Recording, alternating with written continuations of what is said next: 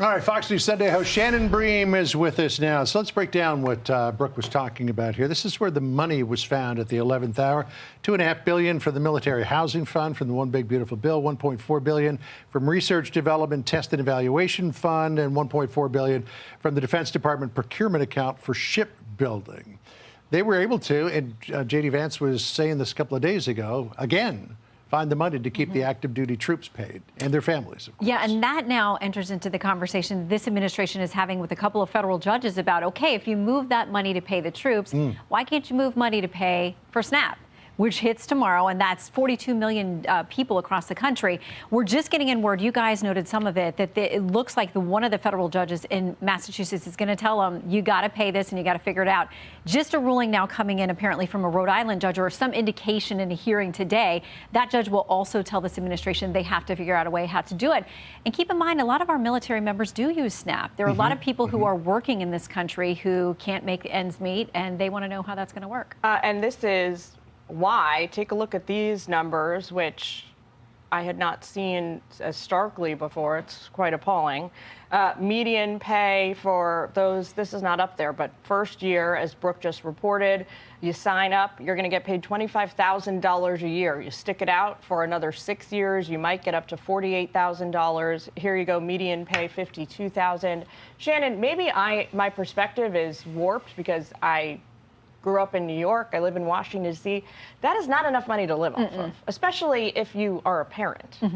So a lot of our military members will live on a base, but not everyone does. And so some of that housing is covered. But we know that a lot of military members do also exercise government benefits. They need to keep their families together. Right. And one of the things we have to think about as they keep coming to these cliffs of figuring out a way to pay them and get through one more pay period, President Trump has said he'll do whatever he has to make sure the military gets paid. So it's worked so far. But the last thing we want is for somebody to be on deployment and worry about how their kids and their spouse at home are going to eat. Makes $25,000 a year is overseas and then not even getting paid paycheck to paycheck. Yeah, and we know that over half the people in this country report that they live paycheck to paycheck, and a lot of those folks are military. So in terms of SNAP and whether or not the government can find the money to do it, the judge is Indira Talwani in Massachusetts who says it's likely illegal what they're doing, and she wants to know by Monday if they could pay for it. Here's what the New York Times reported on the SNAP court hearing yesterday. Entering the hearing, top officials in the Trump administration had acknowledged that they had billions of dollars left over across multiple federal accounts, including money in an emergency reserve specifically for SNAP.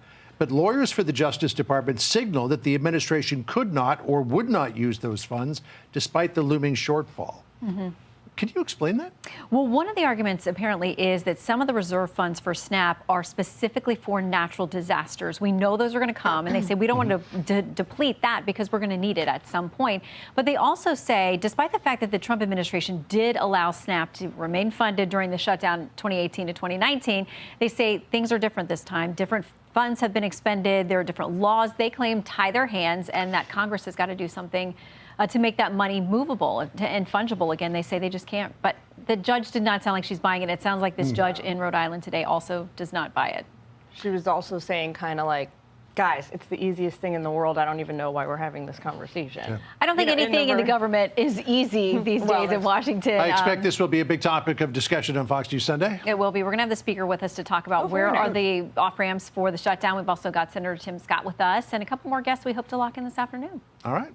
Looking forward to that. Good luck with the locking in. Yeah, that's always the thing. Friday afternoon, lock it in. I mean, it's a pretty great rundown for a shutdown. It is? Yeah, good on you. Maybe we'll get some information that gets us closer. All right. Thanks, Shen. Thanks, guys. Hey, everyone. I'm Emily Campagno. Catch me and my co-hosts Harris Faulkner and Kaylee McEnany on Outnumbered every weekday at 12 p.m. Eastern, or set your DVR. Also, don't forget to subscribe to the Fox News YouTube page for daily highlights.